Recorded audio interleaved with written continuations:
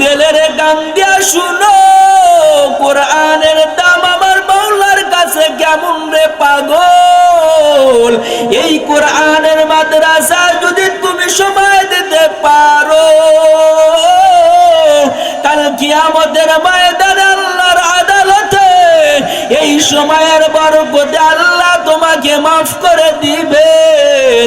ইহুদির বাচ্চা ইহুদি আমার নবীকে ডাক দা বললেন, পয়গম্বর আপনি আমার সাথে আমার বাবার বাড়িতে যান, আপনাকে আমার বাবা একটু দাওয়াত খাওয়াবে। আমার নবী যখন ইহুদির বাড়িতে হাজির হয়ে গেল, ইহুদি মদিনার মানুষদেরকে ডেকে ডেকে বলে, রে মদিনার লোক সকল তাকাইয়া দেখ, মুসলমানদের নবী কত বড় বেহুদা নবী।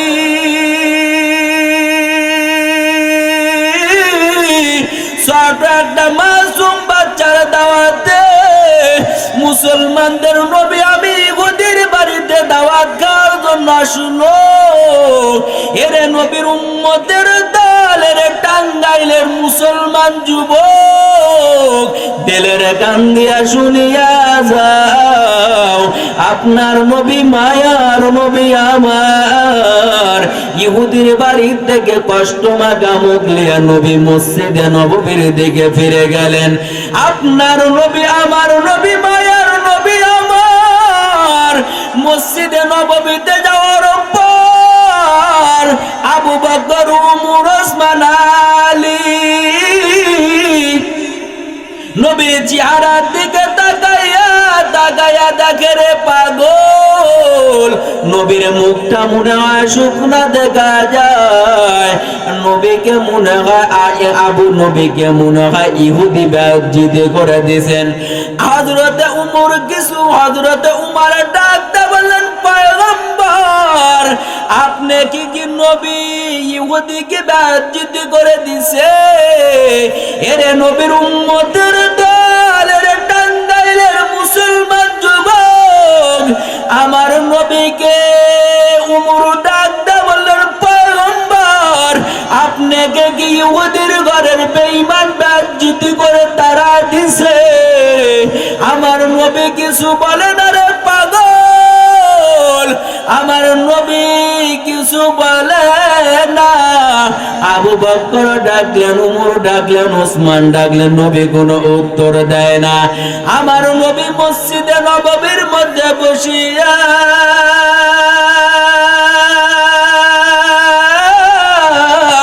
দ্বিতীয় দিন আবার কোরআন সুন্নাহর তালিম দেয়।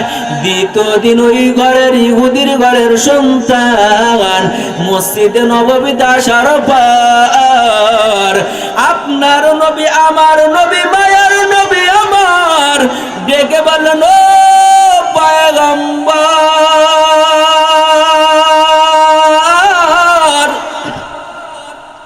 প্রথম দিন আপনাকে দাওয়াত করলাম, আপনি কে আমার বাবা বেইজ্জতি করে তাড়ায় দিলেন। নবী আপনি মনে হয় অন্তরে কষ্ট নিয়েছেন। ও নবী আজকে যদি আপনি আমার সাথে আমার বাবার বাড়িতে যান, নবী আজকে আপনাকে আমার বাবা সত্যই দাওয়াত খাওয়াবে। চিৎকার মেরে একবার জোরে সোরে বলা যাবে নি আল্লাহু আকবার। নবী আমার চিন্তায় পড়ে গেল রে পাগল, আমি প্রথম দিন জিবরাইলের অর্ডার পাওয়ার পর আমি নবী ইহুদির বাড়িতে রওনা হয়ে গেলাম।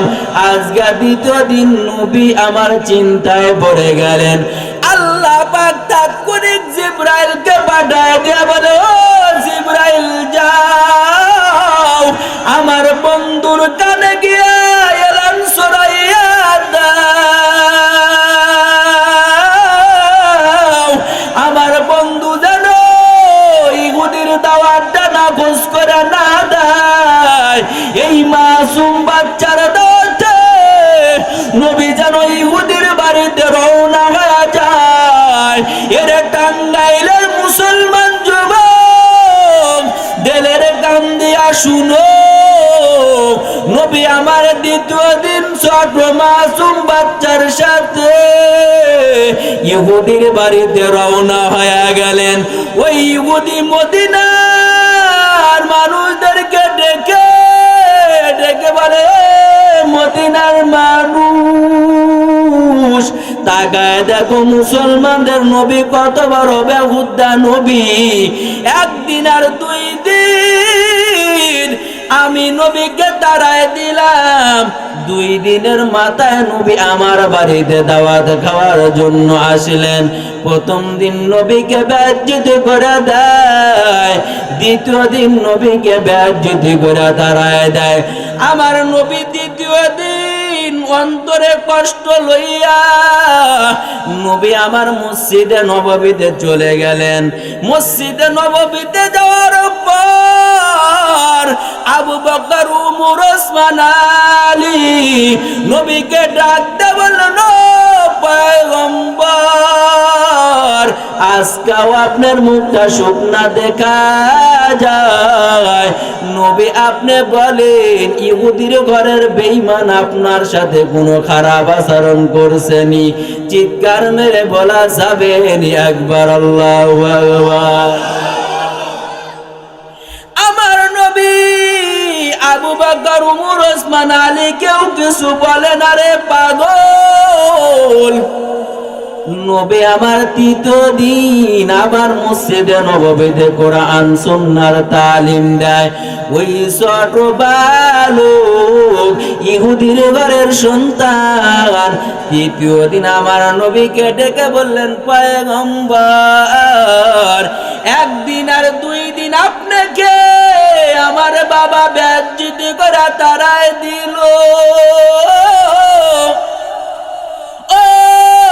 নবী আজকে 3 দিনের মাথায় আপনি আমার বাবার বাড়িতে যান, আপনাকে আজকে 3 দিনের মাথায় আমার বাবা দাওয়াত খাওয়াবে।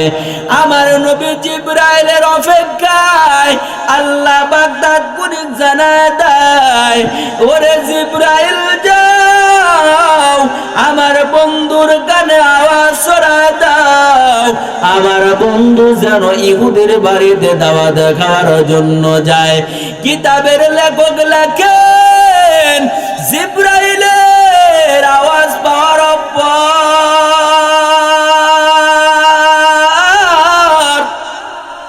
নবী আমার ইহুদির বাড়িতে রওনা হয়ে গেল। আবু বকর, উমর, ওসমান, আলী তরবারি নিয়ে পিছনে পিছনে নবীর পিছনে আত্মগোপন করে রওনা দেয়। উমর চিকচিকা তরবারি হাতের মধ্যে লইয়া ডাক দেওয়ারে, রে ইহুদি, একদিন আর 2 দিন আমার নবীকে বেইজ্জত করে তাড়ায় দিছ, আজকে 3 দিনের মাথায় যদি আমার নবীকে বেইজ্জত করে দাও, আমি উমরের তরবারি থেকে তুমি ইহুদিকে কেউ বাঁচাতে পারবে না। চিৎকার মেরে একবার বলা যাবে নি আল্লাহু আকবার। যেই ইহুদি মদিনার মানুষদেরকে ডেকে ডেকে বলতো, রে মদিনার লোক সকল, মুসলমানদের নবী কত বড় বেহুদা নবী। 3 দিনের মাথায় নবীজি যখন ইহুদির বাড়িতে পদার্পণ করলেন, ইহুদি মদিনার মানুষদেরকে ডেকে ডেকে বললেন, একদিন আর 2 দিন যেই নবীকে আমি অপমানিত করে বাড়ির থেকে বিতাড়িত করে দিলাম, তাড়াইয়া দিলাম, এই নবী 3 দিনের মাথায় যখন আমার বাড়িতে আসতে পারে, এটা সাধারণ কোন নবী না। আমি ইহুদি সাক্ষী দিয়া দিলাম, নবীজির হাতে হাত রেখে কালেমা পড়ে মুসলমান হতে চায়। আপনার নবী, আমার নবী, মায়ার নবী, দয়ার নবী ইহুদিকে হাতে হাতে রাখিয়া, নবীর হাতে হাতে রাখিয়া ইহুদিকে কালেমা পড়িয়া মুসলমান বানায় দেয়। এরে টাঙ্গাইলের মুসলমান যুবক, কেমন নবী পাইছো যেই নবীর আচরণে আখলাকের কারণে কাফের বেঈমানরা পর্যন্ত মুসলমান হয়? তোমার আর আমার কেমন স্বভাব, আমাদের আখলাক আর স্বভাবের কারণে সমাজের মানুষ সালাম পর্যন্ত দিতে চায় না। কারণ আমাদের আখলাকের কারণে বিবি বেজার, আমাদের স্বভাবের কারণে সন্তান বেজার, আমাদের স্বভাবের কারণে সমাজের মানুষ বেজার। এর নবীর উম্মতের দল, অথচ যেই নবীর আচরণ দেখা কাফের বেঈমানেরা ইসলাম গ্রহণ করে নেয়, যেই নবীর জন্য আসমান পাগল, যেই নবীর জন্য চাঁদ পাগল, সূর্য পাগল, যেই নবীর জন্য গর্তের পিপিলিকা পর্যন্ত পাগল, যেই নবীর জন্য বনের হরিণ পর্যন্ত পাগল, যেই নবীর জন্য গর্তের পিপিলিকা পর্যন্ত পাগল। এর টাঙ্গাইলের মুসলমান যুবক, ওই নবীর আদর্শর পাগল হইতে পারলি না রে পাগল। নবীর আদর্শর পাগল যদি হইতাম, নবীর দাড়ি আমাদের গালে দেখা যাইতো। নবীর আদর্শর পাগল যদি হইতাম রে যুবক, নবীর আদর্শ টুপি আমাদের মাথায় দেখা যাইতো। নবীর মহাব্বতের সুন্নাতের পাগল যদি তুমি আর আমি হইতাম, রাসূলের আদর্শর জামা আমাদের গায়ে দেখা যাইতো। রাসূলের সুন্নতি তরিকা আমরা খানা ভক্ষণ করতাম, কিন্তু নবীর আদর্শ নাই, নবীর সুন্নাতের উপর বাস্তবায়ন চলতেও পারি না।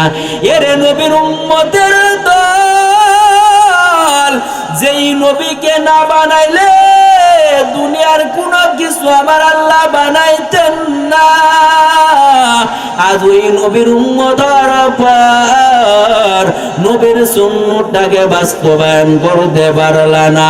যেই নবী দিনের দাওয়াত দেয়, মানুষের দ্বারে দ্বারে দিনের দাওয়াত দেয়, এই নবীকে মারার জন্য, হত্যা করার জন্য কাফেররা পরিকল্পনা করে। আবু জেহেল আমার নবীকে হত্যা করার জন্য, আবু জেহেল নানান ফন্দি তৈরি করে, কোনোভাবে আবু জেহেল আমার নবীকে হত্যা করতে পারে না। আবু জেহেল নবীকে হত্যা করার জন্য ফন্দি তৈরি করে, কিন্তু আবু জেহেল নবীকে হত্যা করতে পারে না। শয়তান গিয়া আবু জেহেলের কানে কানে ছড়ায় দেয়, আবু জেহেল আব্দুল্লাহর পোলা নবী মুহাম্মদকে যদি হত্যা করতে চাও, তুমি আবু জেহেলের বুদ্ধি কাজ হবে না, আমি ইবলিসের বুদ্ধি যদি কাজে লাগাও, তাহলে তুমি আব্দুল্লাহর পোলা নবী মুহাম্মদকে হত্যা করতে পারবে। চিৎকার মেরে একবার বলা যাবে নি আল্লাহু নাউজুবিল্লাহ? চিৎকার মেরে বলেন নাউজুবিল্লাহ। আবু জেহেল, তুমি যদি আব্দুল্লাহর পোলা নবী মুহাম্মদকে হত্যা করতে চাও, আমি ইবলিসের বুদ্ধি যদি কাজে লাগাও, তাহলে তুমি আব্দুল্লাহর পোলা নবী মুহাম্মদকে হত্যা করতে পারবা। আবু জেহেল ডাক দা বলে, বুদ্ধিটা কি বলো? শয়তান ডাক দা বলে, আবু জেহেল, তোমার বাড়ির গেটের সামনে গর্ত খনন করবা, এই গর্তের উপরে পাতলা আবরণ দিয়া রাখবা, আর চতুর্দিকে তুমি লোক সেট করে রাখবা, আর তুমি অসুস্থর ভান ধরে তোমার ভাতিজা নবী মুহাম্মদের কাছে তুমি এলান দিয়া দিবা, ও নবী মুহাম্মদ, আপনার চাচা আবু জেহেল বড় অসুস্থ, আপনি কি আবু জেহেল আপনি অসুস্থর ভান ধরবেন, নবী মুহাম্মদ আপনাকে দেখার জন্য আসবে, আপনাকে দেখার জন্য বাড়ির মধ্যে প্রবেশ করবে, এই গর্তের উপরে পা দিবে, পাতলা আবরণ দিয়া গর্তটাকে ঢেকে রাখবা, এই গর্তের উপরে পা দিবে নবী মুহাম্মদ, আর তোমরা চতুর্দিকে লোক সেট করে রাখবা। নবী মুহাম্মদ গর্তের মধ্যে পড়ে গেলে চতুর্দিকে লোকগুলা নবী মুহাম্মদকে চাপা মাটি দিয়ে হত্যা করবে। চিৎকার মেরে জোরে সোরে বলা যাবে একবার নাউজুবিল্লাহ। আমার নবী, মায়ার নবী, আমার নবীর কাছে আবু জেহেলের লোক আওয়াজ ছড়ায় দেয়, ও পয়গম্বর, আপনার চাচা আবু জেহেল বড় অসুস্থ, আপনি নবী মুহাম্মদ একবার আপনার চাচাকে দেখার জন্য যান। আমার নবী যখন চাচার অসুস্থর আওয়াজ শুনছে, অসুস্থর সংবাদ শোনার পর নবী মুহাম্মদ বাড়ির দিকে রওনা, বাসার দিকে রওনা হয়ে গেলেন। আবু জেহেলের বাড়ির দিকে নবী মুহাম্মদ হাঁটি হাঁটি পা ঘোরা অগ্রসর হচ্ছে নবী মুহাম্মদকে দেখার জন্য। চিৎকার মেরে জোরে সোরে বলা যাবে একবার আল্লাহু আকবার।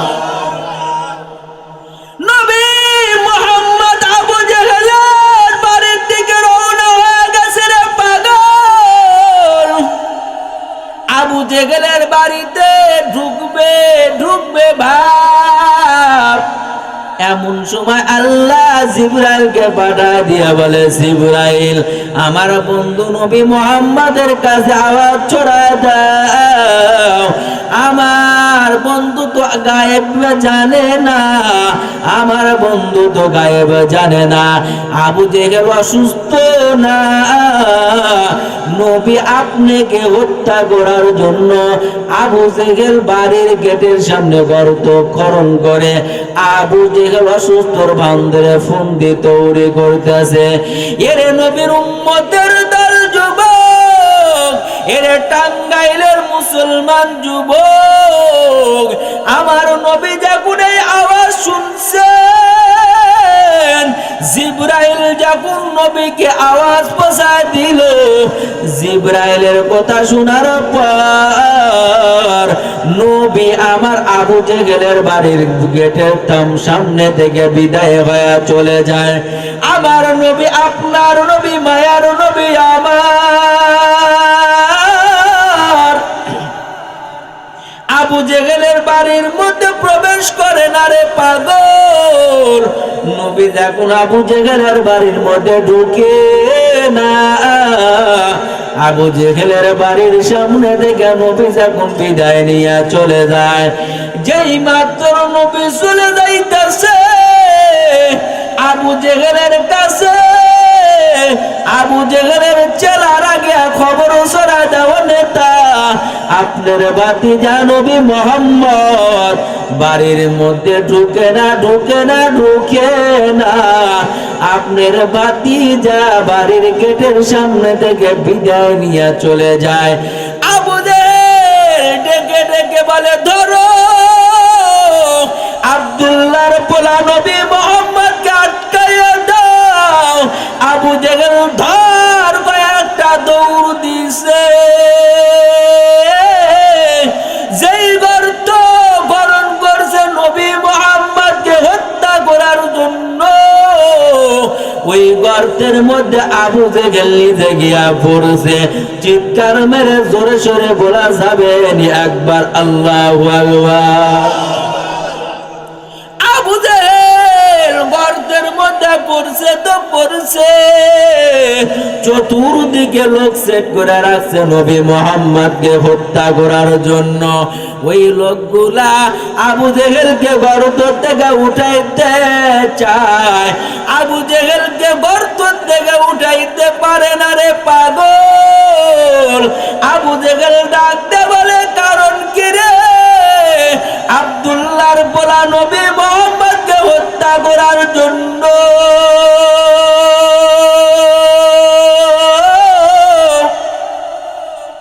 যেই পরিমাণের গর্ত গরণ করলাম, এই গর্ত দেখুন ওই গর্ত থেকে 3 গুণ বেশি হয়ে গেছে। আবু জেহেল ডাকতে বলে, শুনো, তোমরা যদি আমাকে এই গর্ত থেকে উঠাইতে চাও, তোমরা আমাকে এই গর্ত থেকে উঠাইতে পারবা না যতক্ষণ পর্যন্ত নবী মুহাম্মদকে আমার সামনে হাজির না করবা। আমার দিল সাক্ষী দেয়, নবী মুহাম্মদ যদি গর্তর মধ্যে হাত না দেয়, এই রশিতে যদি নবী মুহাম্মদ হাত না লাগায়, দুনিয়ার মানুষ কেন কোটিপতি তামাম দুনিয়ার মানুষ লেগেও তোমরা আমি আবু জেহেলকে গর্তের মধ্যে থেকে উঠাইতে পারবা না। চিৎকার মেরে জোরে সোরে একবার বলা যাবে নি মারহাবা। আবু জেহেলকে ডাক দে বলে, যদি তোমরা আমাকে গর্তের মধ্যে থেকে উঠাইতে চাও তাহলে নবী মুহাম্মদকে ডাকো। নবী মুহাম্মদ যদি আমাকে এই গর্ত থেকে না তুলে দুনিয়ার কেউ লেগে গর্ত থেকে উঠাইতে আরো জোরে সোরে পারবে না। সেই নবীর জির উপরে 30 পারা কোরআন নাজিল হয়েছে। এই কোরআনের ছাত্রদেরকে আপনাদের সম্মুখে তাদের হাতে কোরআন তুলে দেওয়া হইল। এই হাফেজদের মর্যাদা কাল কিয়ামতের ময়দানে, সাউন্ড দাও, কাল কিয়ামতের ময়দানে এই একজন হাফেজ পাক্কা 10 জন জাহান্নামীকে জাহান্নামের খাতা থেকে নাম কেটে আল্লাহর আদালতে জান্নাতে নিয়ে যাবে। আর একজন হাফেজ যদি 10 জন মানুষকে জাহান্নামের খাতা থেকে নাম কেটে জান্নাতে নিতে পারে, একজন মাওলানা, একজন মুফতি, একজন মুহাদ্দিস কতজন মানুষকে জাহান্নামের খাতা থেকে নাম কেটে জান্নাতে নিয়ে, এর কোনো হিসাবই নেই, এর কোনো উদাহরণই নাই। অথচ আমাদের সমাজে কোরআনের হাফেজদের 4 আনার দাম, কিন্তু মাওলার আদালতে আছে না নাই? জান্নাতের মধ্যে আল্লাহ পাক রাইয়ান নামক একটা ঝর্ণা বানায় রাখছেন। কি নামক? কথা কয় না, কি নামক? রাইয়ান নামক একটা ঝর্ণা জান্নাতের মধ্যে আল্লাহ বানায় রাখছেন। জান্নাত তো এমনি সুন্দর, এই জান্নাতের মধ্যে চমৎকার শহরের মধ্যে একটা রাইয়ান নামক ঝর্ণা বানায় রাখছেন। এই ঝর্ণার সামনে যেতে হলে 70,000 দরজা পেরিয়ে পেরিয়ে পেরিয়ে রাইয়ান নামক ঝর্ণার সামনে যাইতে হবে। আল্লাহু আকবার। এই 70,000 দরজা মুফাসসিরিনে কেরাম লেখেন, জান্নাতের দামি দামি পাথর, জান্নাতের দামি দামি স্বর্ণ, জান্নাতের দামি দামি রূপা দ্বারা আল্লাহ পাক এই জান্নাতের দরজা নির্মাণ করেছে। সুবহানাল্লাহ। এই জান্নাতের দরজা নির্মাণ করছেন, একটি করে দরজায় 70,000 ফেরেশতা আল্লাহ পাক নিয়োগ দিয়ে দিয়েছেন। এরে নবীর উম্মতেরা তাল, এই 70,000 দরজা পেরিয়ে পেরিয়ে ওই রাইয়ান নামক ঝর্ণার মধ্যে কে যাবে? আমাদের দেশের বাংলাদেশের স্বৈরাচার সরকার শেখ হাসিনা যাবে। আরো জোরে বলে। ওই রাইয়ান নামক ঝর্ণার মাঝে শেখ হাসিনা যদি না যায়, আমাদের বাংলাদেশের আরেক সরকার খালেদা যাবে। আরো জোরে বলেন। আল্লাহ কয় শেখ হাসিনা যাবে না, খালেদা যাবে না, এমপি যাবে না, মন্ত্রী যাবে না, ওসি যাবে না, ডিসি যাবে না। আল্লাহ গো, তাহলে আপনি রাইয়ান নামক ঝর্ণা কাদের জন্য বানাইছে? আল্লাহ গো, আপনি তাহলে রাইয়ান নামক ঝর্ণাটা কাদের জন্য বানাইছেন? আমার দিল বলে হাজী সাহেবের জন্য। আল্লাহ কয় না, কোন হাজির জন্য বানাই নাই, ওসির জন্য বানাই না, ডিসির জন্য বানাই নাই। আল্লাহ গো, তাহলে কোন বড় মসজিদের খতিবের জন্য বানাইছেন? আল্লাহ কয় না, আমি কোন বড় মসজিদের খতিবের জন্য বানাই নাই। আল্লাহ তাহলে ওই রাইয়ান নামক ঝর্ণা মুফতির জন্য বানাইছেন না মাওলানার জন্য বানাইলেন? আল্লাহ কয় মুফতির জন্য বানাই নাই, মাওলানার জন্য বানাই নাই, মুহাদ্দিসের জন্য বানাই নাই। আল্লাহ গো, তাহলে রাইয়ান নামক ঝর্ণাটা কাদের জন্য বানাইছেন? আল্লাহ পাক ডাক দেওয়ালে বান্দা, ওই রাইয়ান নামক ঝর্ণাটা আমি আল্লাহ শুধুমাত্র কেবলমাত্র কোরআনের হাফেজদের জন্য রিজার্ভ করে রাখছি।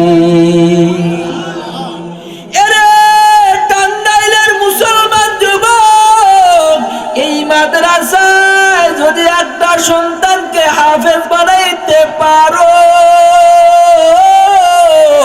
কাল কিয়ামতের ময়দানে এই হাফেজ 10 জন জাহান্নামীকে জাহান্নামের গাদায় দেখে নাম কাটিয়া মাওলার দরবারে জান্নাতে নিয়ে যাবে। কাল কিয়ামতের ময়দানে এই হাফেজদের মাথায় নূরের মুঠোক পরায় দেওয়া হবে। হাদিস শরীফের মধ্যে রাসূল বলেন, এই মাদ্রাসায় যদি কেউ 10 মিনিট সময় দিতে পারে, এই মাদ্রাসায় যদি কেউ 10টা টাকা দান করতে পারে, এই মাদ্রাসায় যদি কেউ একটা ইট দিতে পারে, 5টা মিনিট সময় দিতে পারে, কাল কিয়ামতের ময়দানে আল্লাহর আদালতে আমাদের হিসাবগুলো যখন আল্লাহর আদালতে যোগ করা হবে আমুলনামার খাতায়, যখন তাকায় দেখবে আমাদের আমুলনামায় কোনো নেক নাই, ফেরেশতারা আল্লাহকে বলবে, আল্লাহ এই বান্দার কোনো নেক নাই, এই বান্দাগুলা জাহান্নামী হয়ে গেল। আল্লাহ ডাক দেয়া বলবে, ফেরেশতারা দল, এই বান্দা অমুক মাদ্রাসায় 10 মিনিট সময় দিছিল, এই মাদ্রাসা অমুক মাদ্রাসা একজন কোরআনের হাফেজদের সহযোগিতা করছিল, ওই মাদ্রাসায় ইট দিয়েছিল, বালু দিয়েছিল, সিমেন্ট দিয়েছিল, খোয়া দিয়েছিল।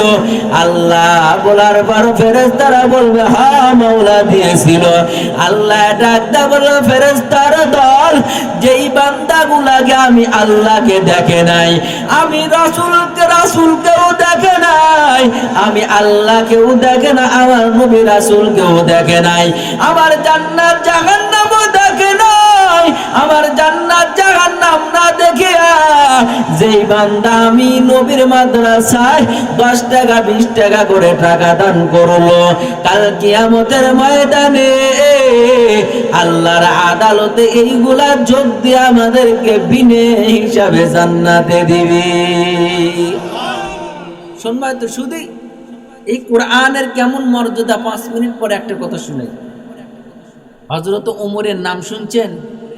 হযরত ওমর যখন মদিনার প্রেসিডেন্ট, মদিনার মানুষদেরকে ডেকে 4টা ওয়াজ করছিলেন, এ মদিনার লোক সকল, কে ইহুদি, কে খ্রিস্টান, কে নাসারা, কে বৌদ্ধ, আমি ওমরের দেখার টাইম নাই, তবে মদিনার মধ্যে থাকতে হলে 4টা কাজ করতে পারবা না। নাম্বার 1, 1 নাম্বার কখনো মদ গাঁজা ইয়াবা খাইতে পারবা না। 2 নাম্বার মদিনার মধ্যে থাকতে হলে সুদ ঘুষ খাইতে পারবা না। 3 নাম্বার মদিনার মধ্যে থাকতে হলে জেনা ব্যবচার করতে পারবা না। 4 নাম্বার মদিনার মধ্যে থাকতে হলে মিথ্যা কথা বলতে পারবা না। ওয়াল্লাহি তাল্লাহি বিল্লাহি, এই 4 শ্রেণীর লোক যদি পাওয়া যায়, আমি উমরের কানে যদি নিউজ আসে, তাহলে তোমাদের মদিনার কাঠ করা দাঁড় করে ফাঁসি দিব, নাউজুবিল্লাহ। কিন্তু উমার বলছেন এই 4 কাজ করা যাবে না। আল্লাহ বলছেন, ইয়া আইয়ুহাল্লাযীনা আমানু দুখুলু ফিস সিলমি কাফা, হে দুনিয়ার নর এবং নারী, তোমরা পরিপূর্ণ ইসলামের মধ্যে ঢোকো। ওয়াজ শুনবেন কি শুনবেন না? সূরা বাকারা, বাকারার আগে সূরা ফাতিহা, সূরা ফাতিহার আগে একটা আয়াত আছে কি? বিসমিল্লাহ। এই বিসমিল্লাহ তাফসির বর্ণনা করতে গিয়ে ইমাম ফখরুদ্দিন রাজি রহমাতুল্লাহ আলাইহি তাফসিরে কাবিরের মধ্যে একটা ঘটনা লিখছে। হযরতে উমর মদিনার প্রেসিডেন্ট, মদিনার সিংহাসনে বসে মদিনার মানুষদেরকে 4টা ওয়াজ করছিলেন। হে মদিনার লোক সকল, কে ইহুদি, কে খ্রিস্টান, কে বৌদ্ধ, কে নাসারা, আমি উমরের দেখার টাইম নাই, তবে মদিনার মধ্যে থাকতে হলে 4টা কাজ করতে পারবে না। মদ, গাঁজা, ইয়াবা, সুদ, ঘুষ, জেনা, ব্যভিচার, মিথ্যা কথা বলতে পারবে না। যদি বলো, যদি খাও, আমি উমরের কানে যদি নিউজ আসে, মদিনার কাঠগড়া দাঁড় করে ফাঁসি দিব। বক্তব্য দিলেন কে? আরো জোরে বলেন।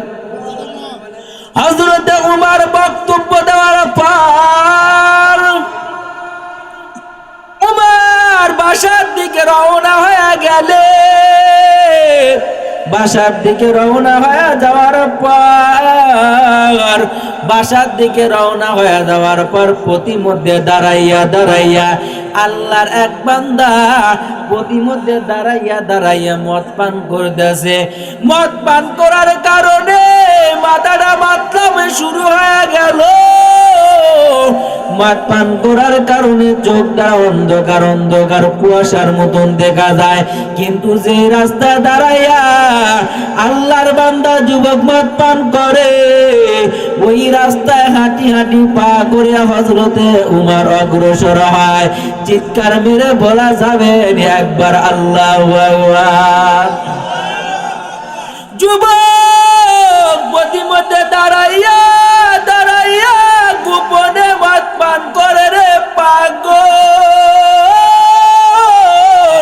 মদ পান করার কারণে চোখ দ্বারা অন্ধকার অন্ধকার দেখা যায়। হযরতে উমর যুবকের দিকে আগায়, যুবক উমরের দিকে তাকাইয়া তাকাইয়া দেখে আধ্যাত্মিক জগতের বাদশা উমরের মতন দেখা যায়। যুবক দূরে থেকে ফলো করে তাকাইয়া তাকাইয়া দেখে রে পাগল, সত্যই হুজুরের মতন দেখা যায়। যুবক উমরকে দেখার পর মদের বোতলটা জমিনে আর রাখার সুযোগ পায় না, কারণ মদের বোতল যদি জমিনে রেখে দেই, আধ্যাত্মিক জগতের বাদশা উমর যদি দেখিয়া ফেলে, তাহলে আমাকে তো মদিনার কাঠগড়া দাঁড় করাইয়া কাল্লাটা ফেলায় দিবে। কারণ উমর বলছে মদিনার মধ্যে থাকতে হলে, মদিনার মধ্যে থাকতে হলে কখনো মদ গাঁজা খাওয়া যাবে না। এরে নবীর উম্মতের দল যুবক, আস্তে করিয়া জামাটা খুলিয়া আল্লাহর বান্দা বগলের তরে মদের বোতলটা লুকায় রাখলেন। মদের বোতলটা যখন লুকায় রাখলেন, যুবক ডাক দা বললেন, উমর ডাক দা বললেন, যুবক তুমি এখানে দাঁড়াইয়া দাঁড়াইয়া তুমি কি পান করলা বলো? যুবক ডাক দা বললেন, আমিরুল মুমিনিন খলিফাতুল মুসলিমিন, আমি এখানে দাঁড়াইয়া দাঁড়াইয়া দুধ পান করতেছিলাম। উমর ডাক দা বললেন, যুবক যদি তুমি এখানে দাঁড়াইয়া দুধ পান করো, তাহলে পাগলের তলে লুকাইলা কি বের করো। আপনারা বুঝে থাকলে বলেন তো, যুবকের মুসিবত বাড়ছে না কমছে? আরো জোরে বলেন। উমর কয় পাগলের তলে লুকাইলা কি বের করো। যুবক রব্বে কাবার মালিককে ডাকতে বলে, আল্লাহ তুমি যদি উমরের হাত থেকে আমাকে বাঁচাইয়া লাও, ও দয়ার মালিক আপনার আদালতে গভীর রজনীতে তওবা করলাম, আর কোনদিন মদের বোতল হাতে নিব না। আল্লাহ তুমি উমরের হাত থেকে আমাকে বাঁচাইয়া লাও। এরে টাঙ্গাইলের মুসলমান যুবক, আল্লাহর বান্দা ইহুদির সন্তান আল্লাহর কাছে গোপনে তওবা করে। তওবাটা আল্লাহর আদালতে এত পছন্দ হয়ে গেল, সাথে সাথে তওবাটা আল্লাহ কবুল করে নেয়। আল্লাহ ফেরেশতাটা ডাকতে বলো, ফেরেশতার দল আমার জান্নাতের মধ্যে দুধের নহর আছে, আমার জান্নাতের মধ্যে শরাবের নহর আছে। জলদি করে এক বোতল দুধ উঠাইয়া নাও, দুধগুলা উঠাইয়া এই যুবকের বগলের তলে রেখে দাও, আর মদের বোতলটা বগলের তল থেকে বের করে দাও। আল্লাহর বান্দা গোপনে গোপনে আমার মালিকের কাছে তওবা করে রে পাগল। আল্লাহর বান্দা আল্লাহর কাছে তওবা করে। ওমর ডাক দিয়ে বলেন, যুবক তুমি জলদি বের করো, তোমার বগলের তলে লুকাই লাগে। যেই মাত্র আস্তে আস্তে করে বগলের তলে হাতটা মদের বোতলটা বের করে, মদের বোতলটা বের করে দেখে পুরা মদের বোতলটা দুধে পরিণত হয়ে গেছে। চিৎকার মেরে বলা যাবে একবার আল্লাহু আকবার। যেই মাত্র মদের বোতলটা দুধে পরিণত হয়ে গেছে রে পাগল, ওমর ডাক দিয়ে বললেন, যুবক তুমি বললা এখানে দাঁড়াইয়া দাঁড়াইয়া দুধ পান করতেছো, কিন্তু তোমার বগলের মধ্যে থেকে তো দুধ বের হয়, কিন্তু তুমি আল্লাহু আকবার বলে তাকবীর দাও কেন?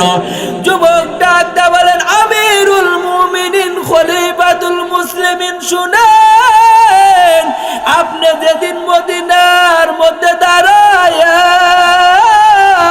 আপনি বলেছেন মদিনার মধ্যে থাকতে হলে মদ গাঁজাইয়া বা খাওয়া যাবে না, আমি অত্যন্ত মদখোর, মদ না পান করলে থাকতে পারি না। আমি এখানে দাঁড়াইয়া দাঁড়াইয়া গোপনে গোপনে মদ পান করতেছিলাম। আপনাকে দেখার পর রব্বে কাবার মালিককে ডেকে ডেকে বললাম, ও দয়ার মালিক, যদি উমরের হাত থেকে আমাকে বাঁচাইয়া নাও, আমি জিন্দাগিটা মদের পুতুল হাতে নিব না। আল্লাহর কাছে তওবা করার কারণে আল্লাহ পাক আমার তওবাকে কবুল করে নিয়েছে। আল্লাহ তওবা কবুল করে নেওয়ার পর মদের বোতলটা দুধের পরিণত বানাইয়া দিয়েছে। আমিরুল মুমিনিন ডাক দিয়ে বলেন, যুবক আমি উমর বলেছিলাম মদিনার মধ্যে থাকতে হলে মদ গাঁজাইয়া বা খাওয়া যাবে না, তুমি আল্লাহকে রাজি করাইতে পারছো? যে আল্লাহ তোমার কথা শুনিয়া মদের বোতলটা দুধে পরিণত করে দিল, তোমার প্রতি আল্লাহ যেমন খুশি হয়ে গেল রে, আমি উমর তোমার প্রতি খুশি হইয়া উমর মাফ করে দিলাম। চিৎকার মারে বলা যাবে একবার আল্লাহু আকবার। এরে নবীর উম্মতের দল যুবক, এই উমর মদিনার প্রেসিডেন্ট, মদিনার পার্শ্ববর্তী দেশ রুম দেশ। এই দেশের বাচ্চার একটা রোগ আছে, চরম মাথা ব্যথা। রুম দেশের বাচ্চার মাথা ব্যথা কোনো ক্রমে ভালো হয় না। রুম দেশের বাচ্চা একদিন তার খাদেমকে ডেকে বললেন, খাদেম আমি রানিং রুম দেশের বাচ্চা, আমার টাকার অভাব নাই, ক্ষমতার অভাব নাই, পয়সার অভাব নাই, কিন্তু কোনো ক্রমে আমার মাথা ব্যথা ভালো হয় না। দেখো তুমি মুসলমানদের খলিফার কাছে যাও, মুসলমানদের খলিফার কাছে গিয়া বলো আমি রানিং রুম সম্রাটের কথাটা বলে দাও। দেখো মুসলমানদের নেতা ওমর কোনো চিকিৎসা দেয়নি। এরে নবীর উম্মতের দল, এরে টাঙ্গাইলের মুসলমান যুবক, রুম সম্রাটের খাদেম এই কথাটা শোনার পর দ্রুত গামী ঘোড়ার উপরে সর হইয়া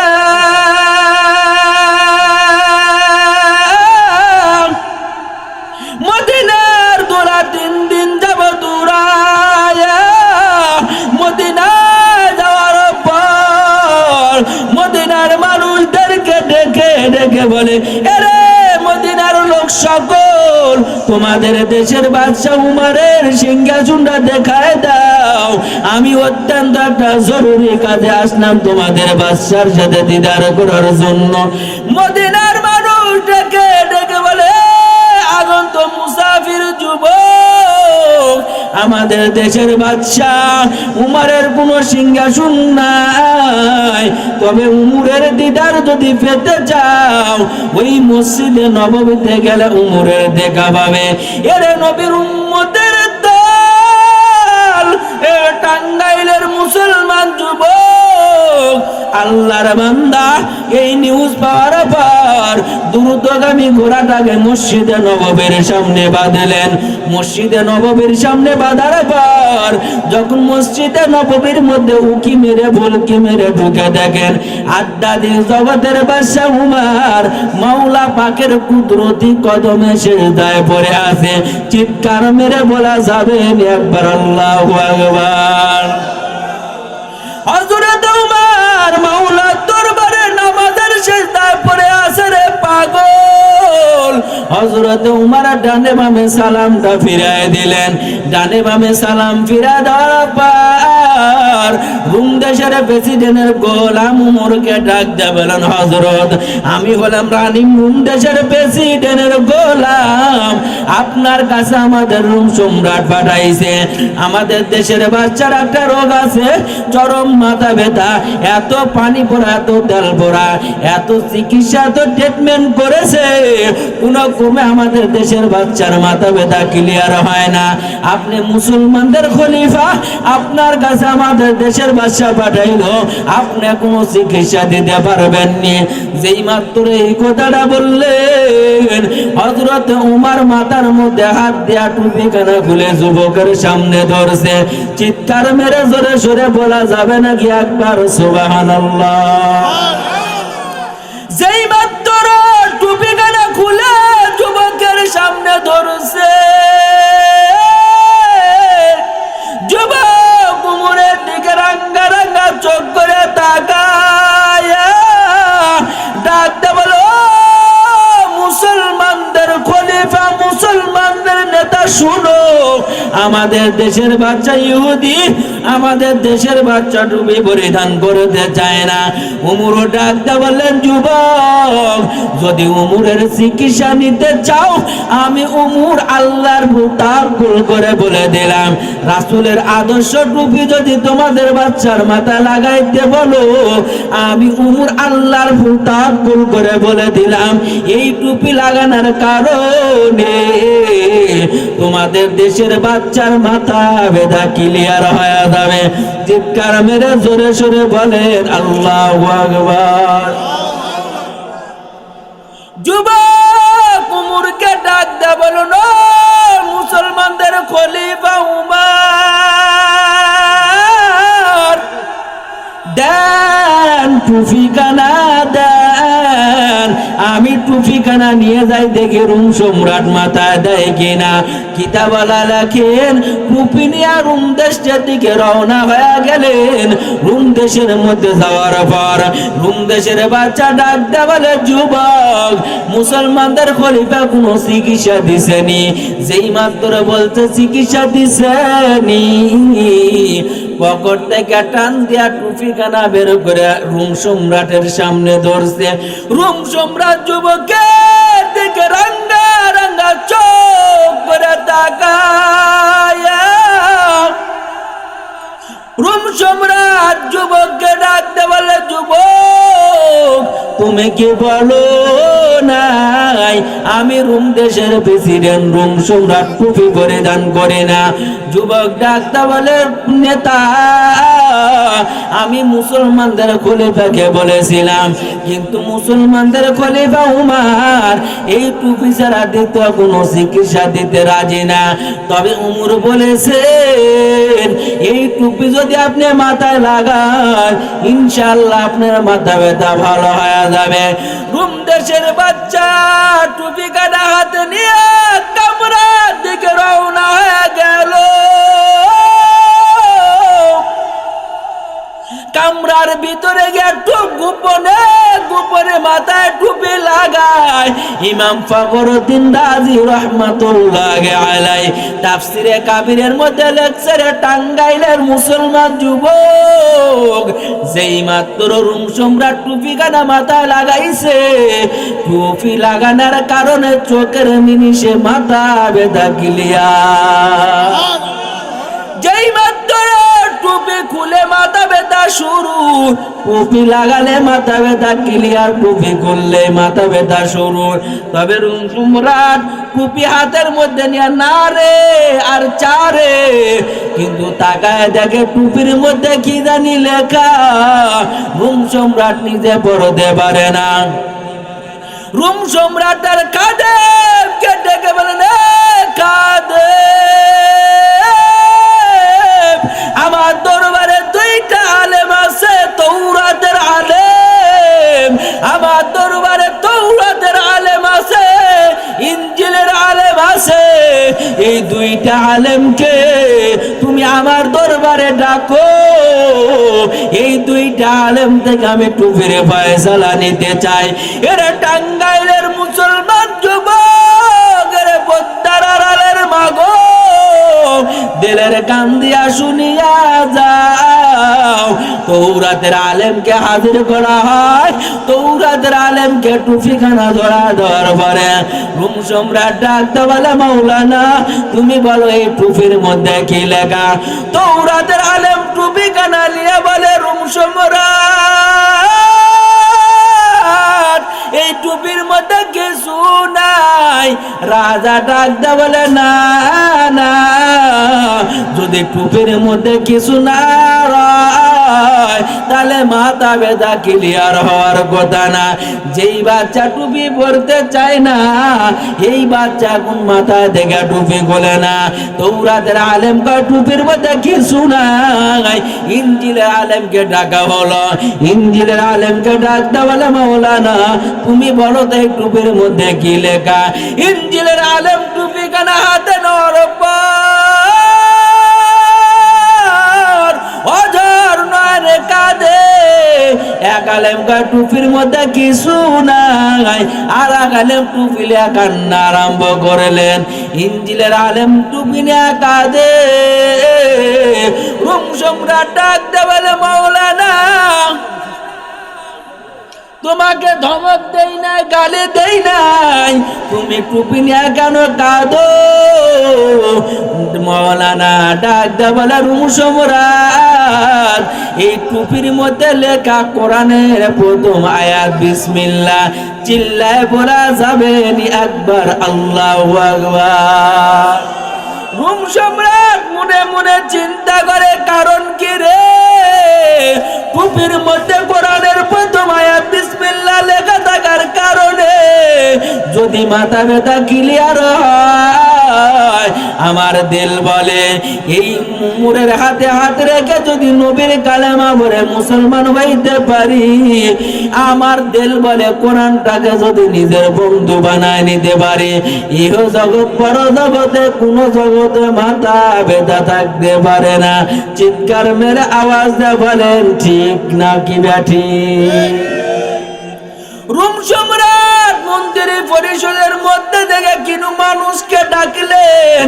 কিছু মানুষকে ডাকার পর ডাক দে বলে, শোনো, একটা কোরআনের আয়াত বিসমিল্লাহ টুপি লেখা থাকার কারণে, মাথায় দেওয়ার কারণে যদি মাথা ব্যথা ক্লিয়ার হয়, আমার দিল সাক্ষী দেয় উমরের হাতে হাত রেখে যদি নবীর কালেমা পড়ে মুসলমান হইতে পারে, ইহ জগৎ পর জগতে কোন জগতে মাথা ব্যথা থাকতে পারে না।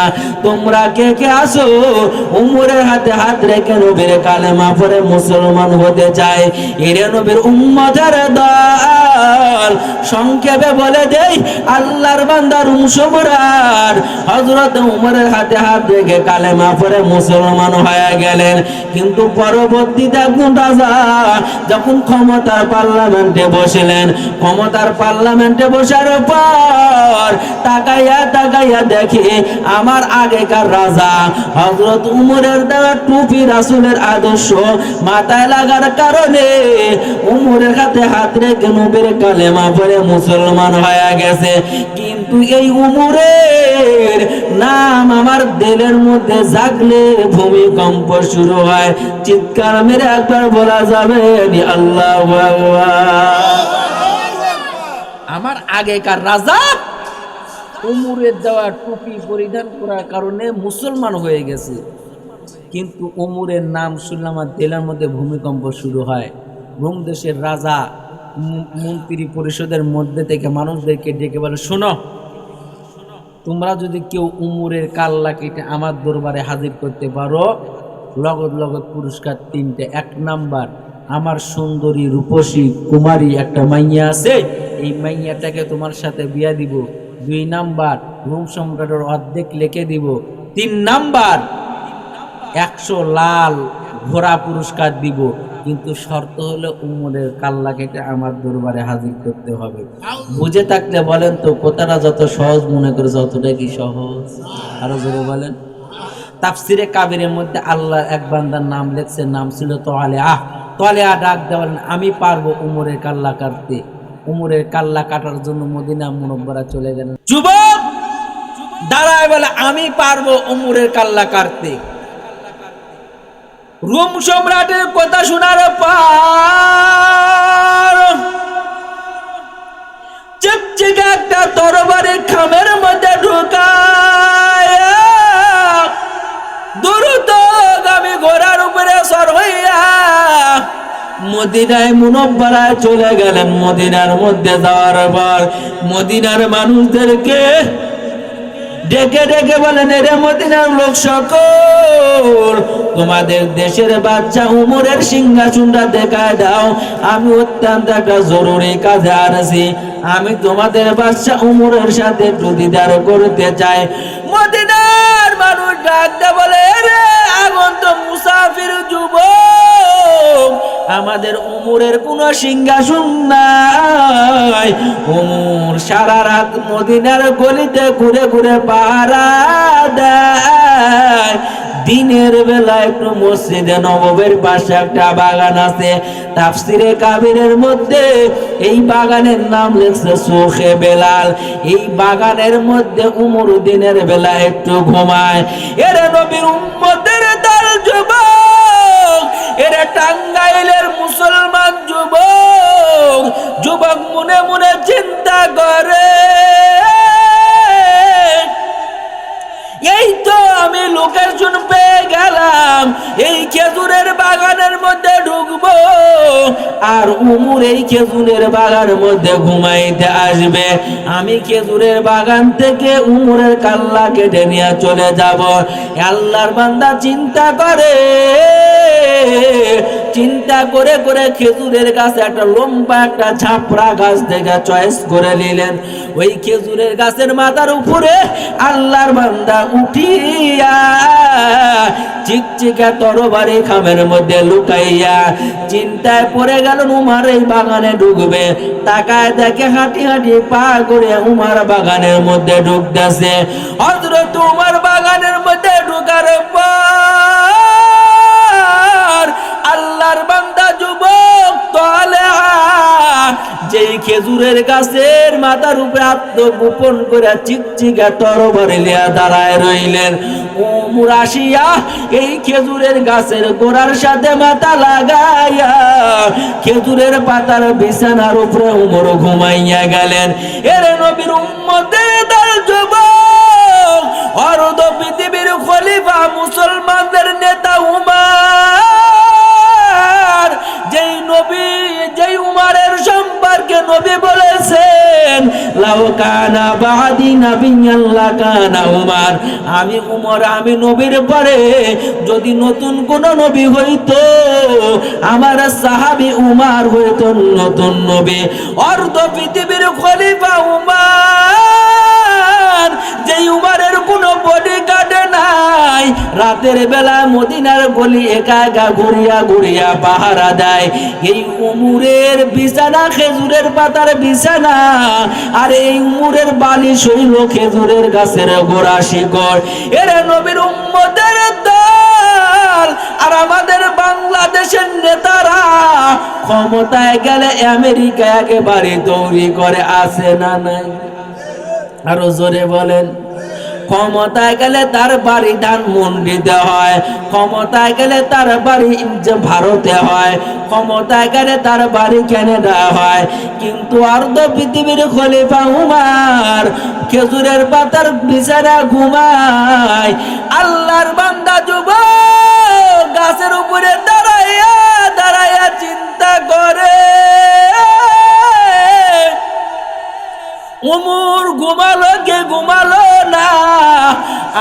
গাছ থেকে নামবো আর উমরের কাল্লাটা কেটে রুম দেশে নিয়ে যাব। রুম দেশে নিয়ে গেলে লগত লগত পুরস্কার 3টা পেয়ে যাব। এরা টাঙ্গাইলের মুসলমান যুবক বুঝে থাকলে বলেন, যুবক কথাটা যত সহজ মনে করেছে কথাটা কি অতটাই সহজ? আরো জোরে বলেন। যুবক গাছের মাথার উপরে দাঁড়ায়া দাঁড়ায়া চিন্তা করতেছে, তাকায় দেখে উমর যে গেরদারা বাগানের মধ্যে প্রবেশ করেছে। হিংস্রপানি একটা বাঘ ওই গেরদারা বাগানের মধ্যে প্রবেশ করতেছে। চিল্লায় বলা যাবে নি একবার সুবহানাল্লাহ। বাঘ বাগানের মধ্যে ঢোকার পর একবার ডানে যায়, একবার বামে যায়, একবার পশ্চিমে যায়, একবার পূবে যায়, একবার উত্তরে যায়, একবার দক্ষিণে যায়। চতুর্দিকে বাঘ পায়চারি মারে। পায়চারি মারতে মারতে হাঁটি হাঁটি পা করে উমরের পায়ের সামনে এসে বাঘ ন্যাস গুটাইয়া বসে যায়। বাঘ উমরের পা চাটে আর খেজুরের গাছের দিকে তাকাইয়া তাকাইয়া মিটি মিটি করে তাকায়। আল্লাহর বান্দা যুবক খেজুরের গাছের মাথার উপর থেকে দাঁড়াইয়া দাঁড়াইয়া বলে, হিংস্রপানি বাঘ, তুমি উমরের খাদে বইছো ভালো কথা, কিন্তু আমি যে খেজুরের গাছের মাথার উপর আত্মগোপন করে রইলাম, হিংস্রপানি বাঘ এখানে জানতে পারলো কেমনে? চিৎকার মেরে বলা যাবে একবার আল্লাহু আকবার।